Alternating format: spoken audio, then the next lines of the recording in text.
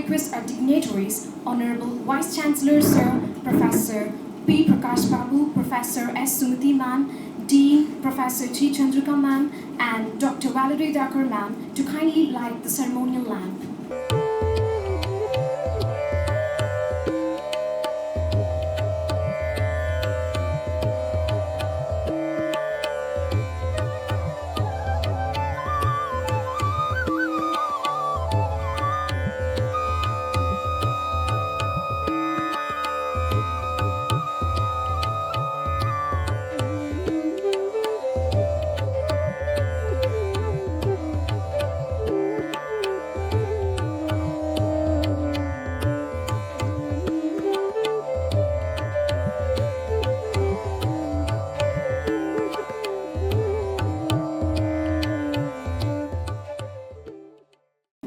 Well, now I invite our convener, Dr. Valerie Dakar Ma'am, Head of the Department of Anthropology, to extend the welcome address.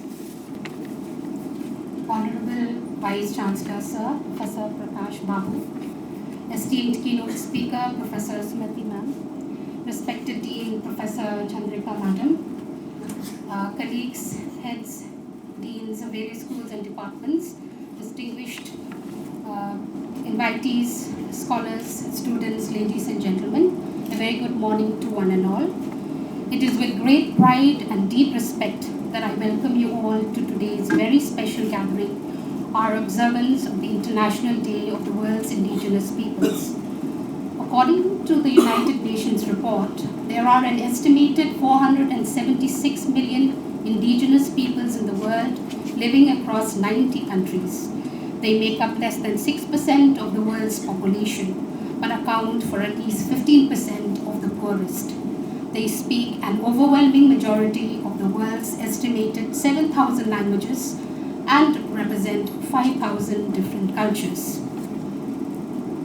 Indigenous peoples are inheritors and practitioners of unique cultures and ways of relating to people and the environment. They have retained social, cultural, economic, and political characteristics that are distinct from societies in which they live. Despite their cultural differences, indigenous peoples from around the world share common problems related to the protection of their rights as distinct peoples. Hence, it is not just a calendar event. It is a powerful reminder of the enduring and resilient cultures, wisdom, and identities of indigenous communities around the world, and of our shared responsibility to honor, protect, and learn from them. On this occasion, we are truly honored to have with us a distinguished lineup of guests whose presence adds immense value to today's commemoration. Allow me first to extend a heartfelt welcome to our chief guest, our Honorable Vice Chancellor, Professor Prakash Babu, who has kindly consented to grace this occasion in spite of his busy schedule. We are deeply grateful for your presence here today, sir, and for your continued leadership and dedication to our university. We all know him as a remarkable scientist, but I want to also highlight his deep dedication to and concern for social causes. This was particularly evident during a very meaningful conversation we had about the social identities of communities in Pondicherry. His passion for positive change truly inspires those around him. We are grateful to have you join us today, sir, and we are eager to hear your insights and perspectives. It is an honor to have you among us this morning, and I, on behalf of the department, cordially welcome you to this address. It is also our privilege to welcome our keynote speaker, Professor S. Sumati, who is an adjunct professor of the Department of Anthropology, University of Madras, a renowned scholar in Indigenous studies, Indigenous advocacy, and social justice. She is not new to our university, neither is she to our department. She has been associated with our department for the past few decades. Her scholarship and erudition have illuminated Indigenous narratives and brought important issues to global platforms, and has not only broken new ground, but also given a voice to communities that are too often unheard. Ma'am has always been supportive and obliging to us and has been a great mentor to us. We are eager to hear your insights, madam. And we also know that through your discussion, we will be highly enriched in our understanding and deepening of our commitment to equity and inclusion. It is a privilege to have you amongst us this morning, and we sincerely welcome you, madam. I extend a very warm welcome to our Dean, Professor Chandrika, whose support and guidance have made this event possible. Thank you for creating a space within our academic community where diverse histories and voices are not only acknowledged but celebrated. Ma'am has consistently provided exceptional support for our department's initiatives, offering strong leadership and guidance that empowers us to excel. Her unwavering kindness and profound wisdom have significantly lightened my journey as the head of the department, guiding me through challenges with grace and clarity. I am forever grateful, madam. We look forward to your insights, words of inspiration and encouragement. We are grateful to have you this morning, and we welcome you, ma'am. To our distinguished colleagues sitting here from the department as well as from other departments, heads of departments, dear scholars, students, honored guests, ladies and gentlemen, I welcome each of you. Your presence here today speaks volumes about your dedication to justice, cultural respect, and academic dialogue. Let us today be more than a commemoration. Let it be a moment of learning, of reflection, and most importantly, of solidarity. Once again, I warmly welcome you all and thank you for being part of this meaningful occasion. Thank you. Esteemed and Honorable Vice Chancellor, Professor Prakash Babu garu, and Chief Guest of today, Professor Sumati, a very versatile personality known for her commitment to anthropology and indigenous peoples, and Dr. Valerie, Head of the Department of Anthropology, faculty members from the Department of Anthropology, Professor J. Suratnam and Dr. Gururaj Gundargi Rajesh, and all faculty members from other departments who have made it a point to be present here. I thank each and every one of you, and at the outset, I welcome you all for this important day. Now, we may ask the question, why we should celebrate this kind of days, international days? And the first ever reason is that we are expected to create public awareness about the problems of these people. And also, it is an advocacy tool according to the United Nations that we have this global problem now. As has been rightly pointed out by the head of the department, there are 476 millions living across 90 countries. And we find that they speak around 7,000 languages. We only know about these languages they speak, but I tell you, they speak to the elements of the nature. And today their importance arises from the fact that their wisdom has protected the environment. And they still continue to protect the environment. When we are talking about sustainable development as an important goal for all the world to follow, and we should actually follow those indigenous people. For example, the Bishnoi tribes of central India, or we have the tribal people of Uttarakhand, who were the ones who actually started movements for protecting the environment in the context of the history of India. And their association with nature, their, they revere nature. And it is that wisdom that finally we ought to learn from them. And that makes it an important day for all of us to understand the culture of these indigenous peoples, their contribution to protecting the environment, and how we can learn lessons from them. So that is the context in which the United Nations has created this International Day. And our Vice Chancellor, by his presence, has expressed his commitment over this cause of the indigenous peoples. So let us appreciate him for his presence and commitment to this cause. And as I told you, Professor Sumati, from the very beginning of the inception of the department, she has been coming to the anthropology department, providing her support in all ways that she can do. And today also, she has come over to give this talk, which we are all eager to listen to. And the Department of Anthropology is actually one of the strong departments of the School of Social Sciences. We have 5 departments, and alphabetically we start with anthropology. And I tell you what, whereas in the Western countries, the subject of anthropology, the discipline of anthropology, has made very progressive strides. Whereas when it comes to India, we find anthropology is still not having that importance that is given by other countries. And this situation has to change, and every member of the Department of Anthropology, we all know that there are only 3 members today.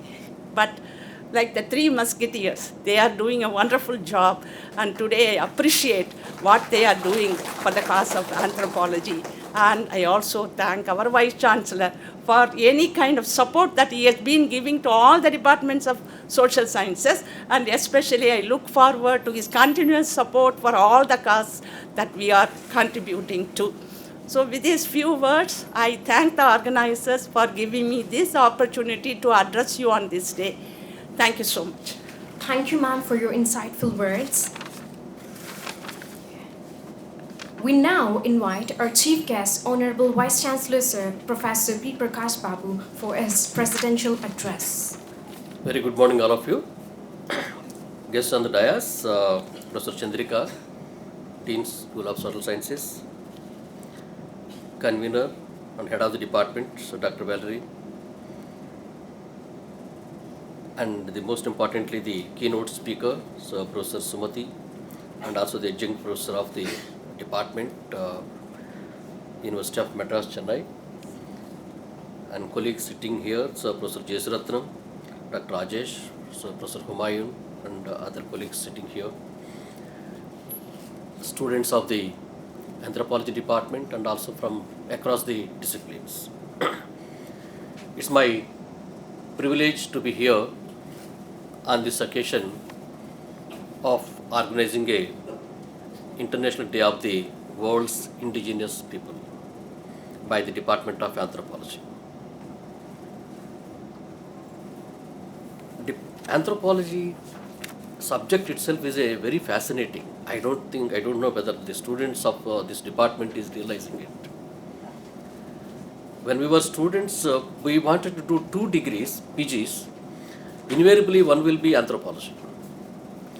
One reason is it's very interesting and fascinating to know our ancestors and its evolution. And second logic is, many people prefer to go for civil services using the anthropology as the subject.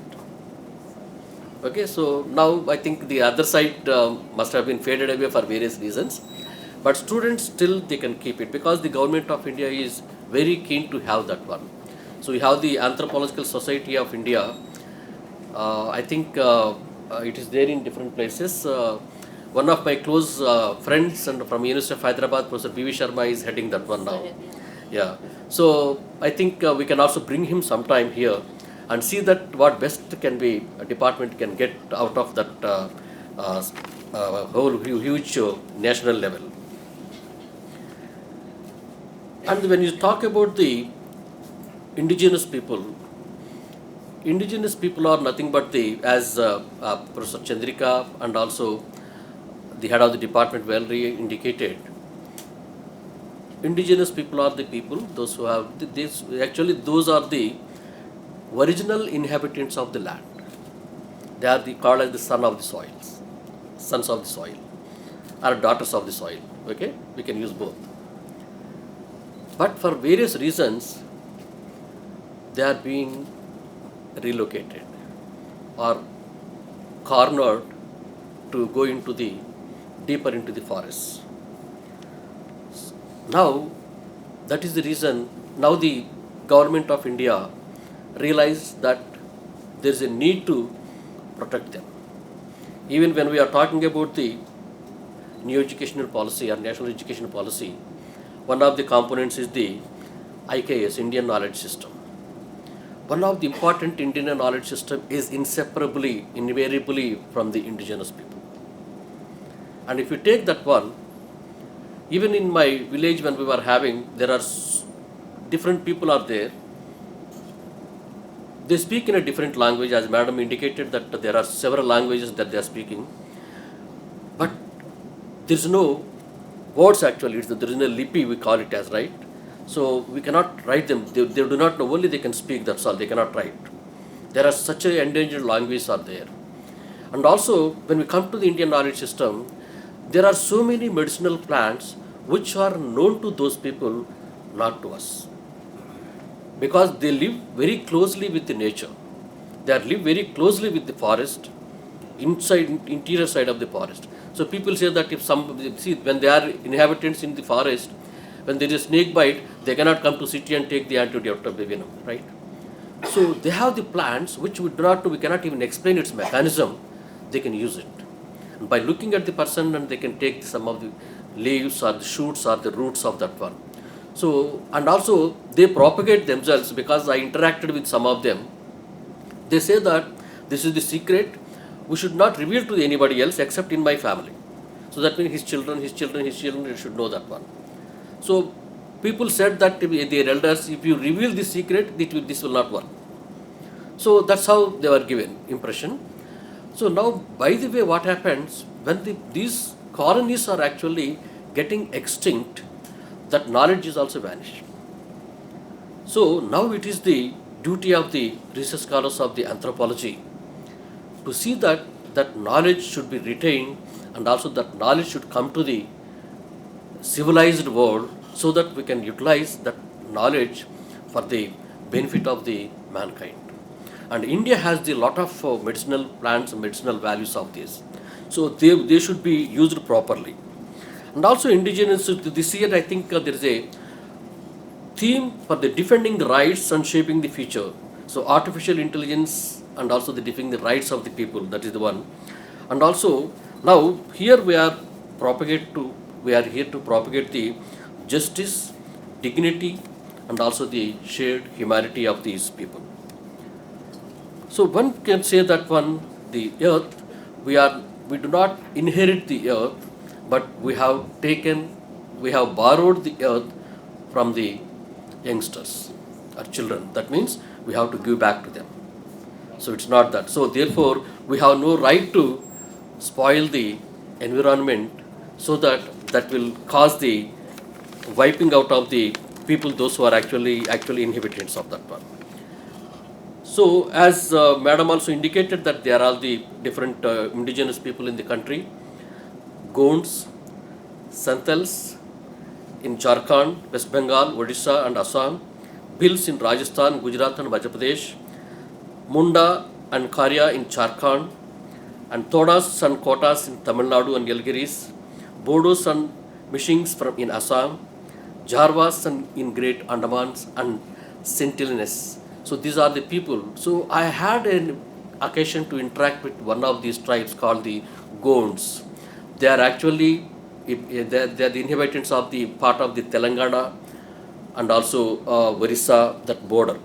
So they have a lot of knowledge. Even that they are able to make the alcohol from the flowers of the plants. It's called a vippapu, we call them.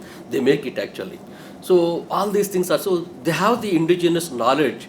So in the civilization, in Indian civilization, when we take that one to the Mohenjo-daro Harappa, the first was the biotechnology developed in Mohenjo-daro Harappa was the preparation of the alcohol. So that no world has done it. So we have done it, that one. So they are all from the indigenous people. So that we should really make a note of it. And also we have to protect their culture. So culture is important. So when we are talking about to keep up the Indian culture, and these are the actual people, those who are actually having the Indian culture. So when these people, when they disappear, we forget certain of the things, certain of the cultures of the country. So it is our important aspect that we have to see that one. So that means the Adivasis are often living close to the forest, rivers and hills. Their cultures are deeply intertwined with the nature, and they speak many indigenous languages. Our traditions, their economies basically depend upon the agriculture, forest products, crafts and animal husbandry.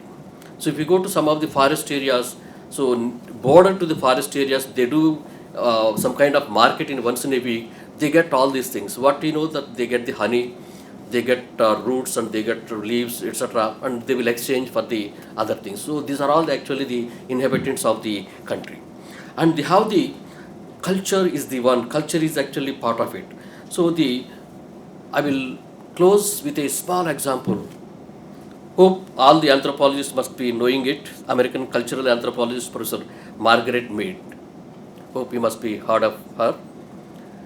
One of the students, when she was giving a talk, asked about when the civilization started in the world. When was the civilization? Where we can say that this is the place where we have civilization. I think most of the students must be watching the National Geography channels, Discovery channels and all.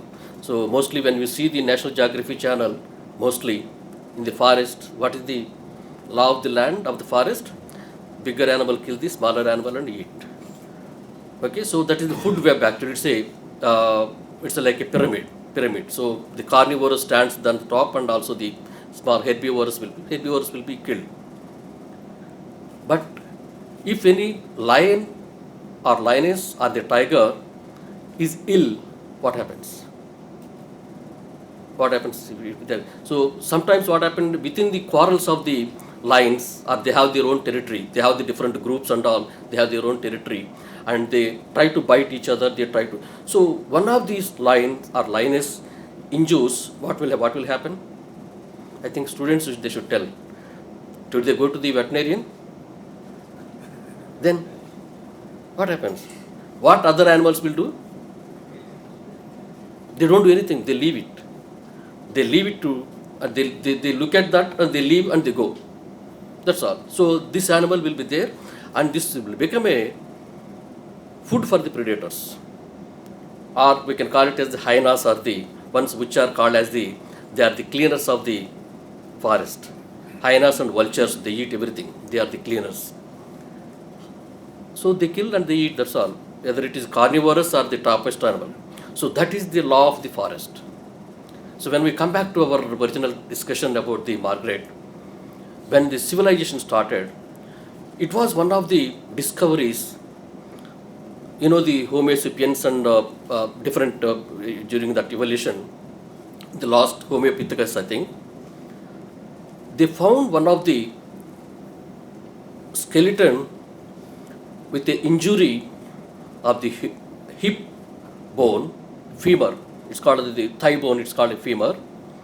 It was a fracture, but it was healed. So what does that mean? Normally, even the human beings also during those cases, they live in the caves, they go for hunting, they come back, and if somebody is ill, they leave it and they go. That's all, because they are nomadic. They keep migrating, they keep changing their hideouts because of they will be prone for even for the vulnerable for all the animals also. So they leave different places, they leave and they go. But this indicates that this person, those who are actually healed, must have been taken care by the group.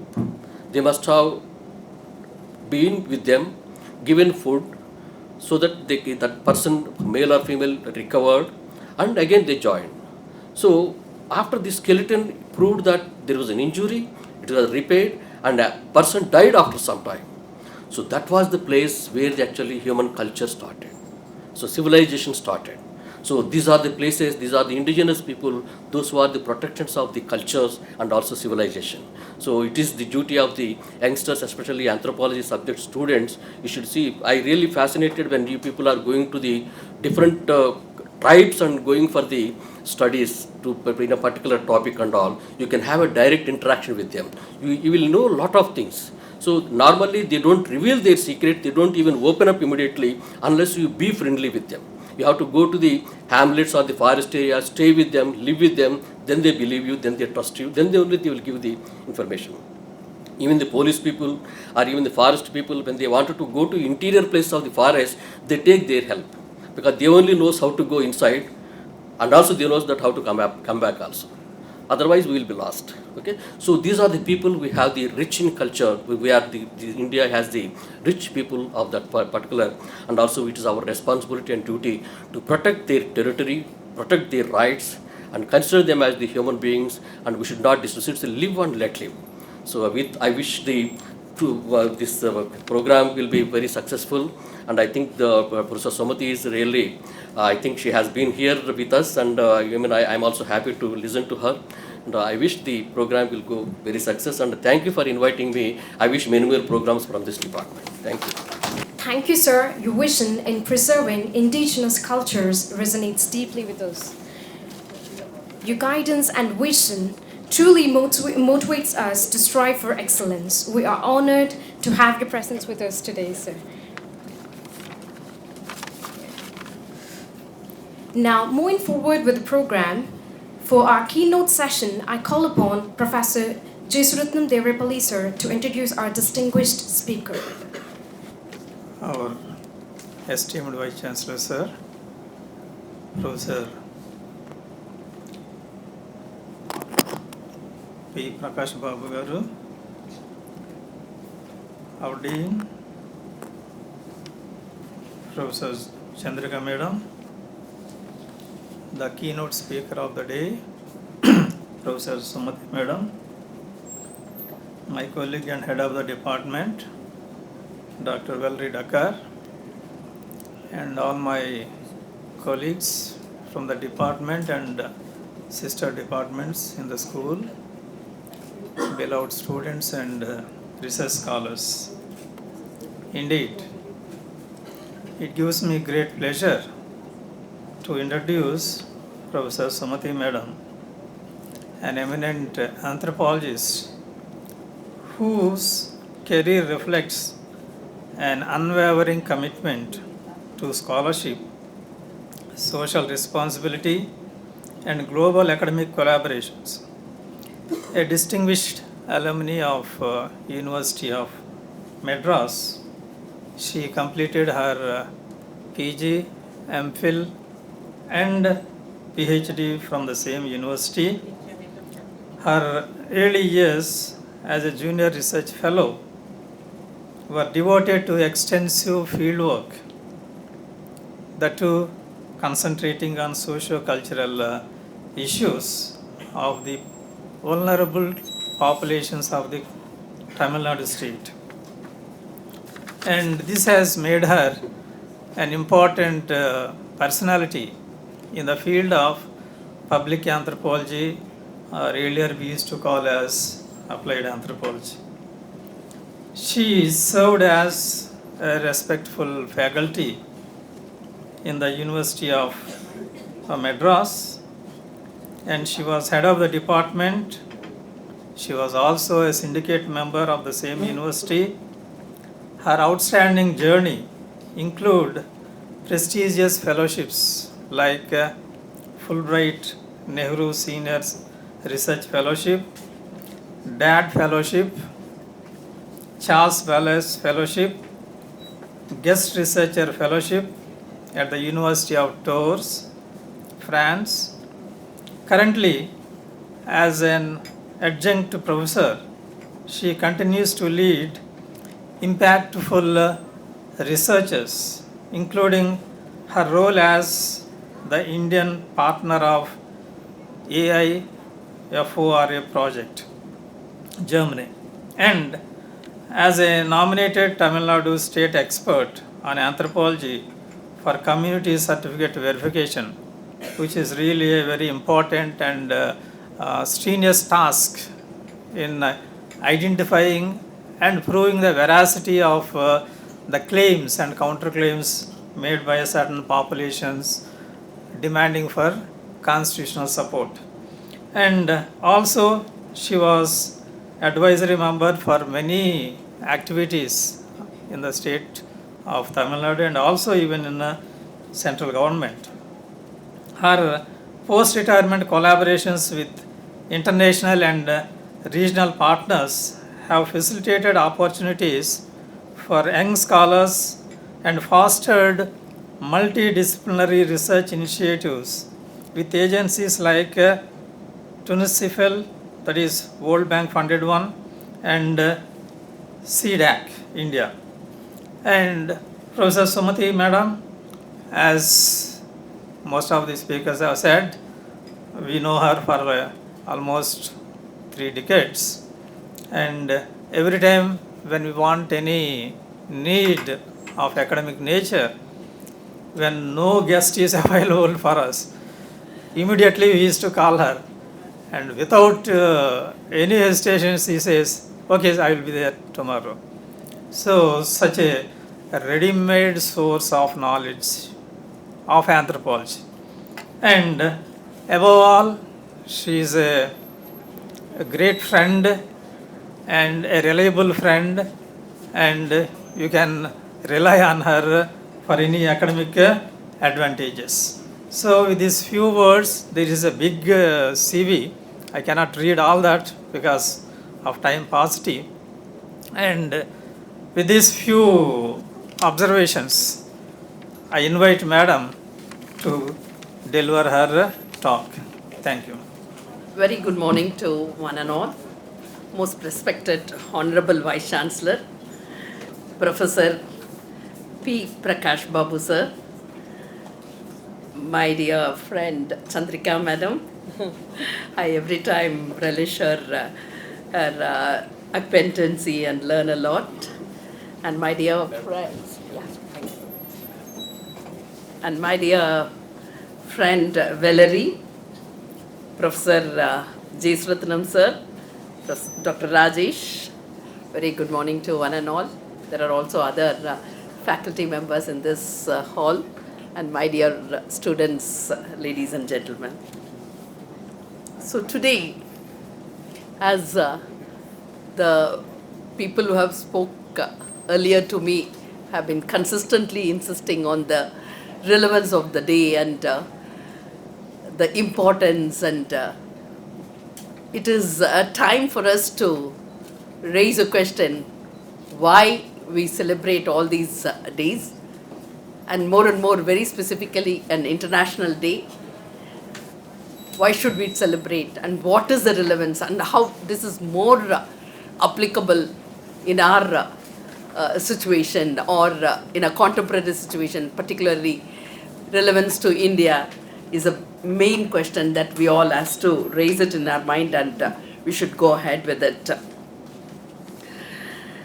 At this outset, I really wanted to thank the organizer for giving me this opportunity and to share my thought, and particularly my rich experience in this field of communities, and particularly the vulnerable communities, scheduled tribe and scheduled caste. These are the two communities whom I have been constantly involved in terms of fieldworks, and try to understand how these universal definitions and concepts and theories could be applied, and understand their identity, and understand the other burning issues, I could say, which is going on and on in our country. Today I thought I should frame my keynote address and insisting on certain issues, and hence I framed my title as Beyond the Stereotype, and very specific to reframing our, or I could say the need of reframing our perceptions, particularly about the indigenous population of our country. The phenomena of stereotype has been dealt by the psychologists to begin with, and they have been very consistently trying to explain that stereotype or group stereotype is not fundamentally different from the concept of prejudice or attitude. This is what they say. So when you are talking about stereotype, there are limitations, because the people who have the academic framework of the concept itself is insisting how this is partially prejudicial and attitude oriented. Sharif and Sharif hold that the distinctiveness, I mean the stereotype, is derived from the nature of stimulus situation, to which they refer as intergroup relation. So I don't want to talk more about psychologists, but the concept has been particularly derived from this, and every other discipline were also trying to utilize this and see how best we could understand this and the need. As Professor Vice Chancellor was also mentioning about Margaret Mead.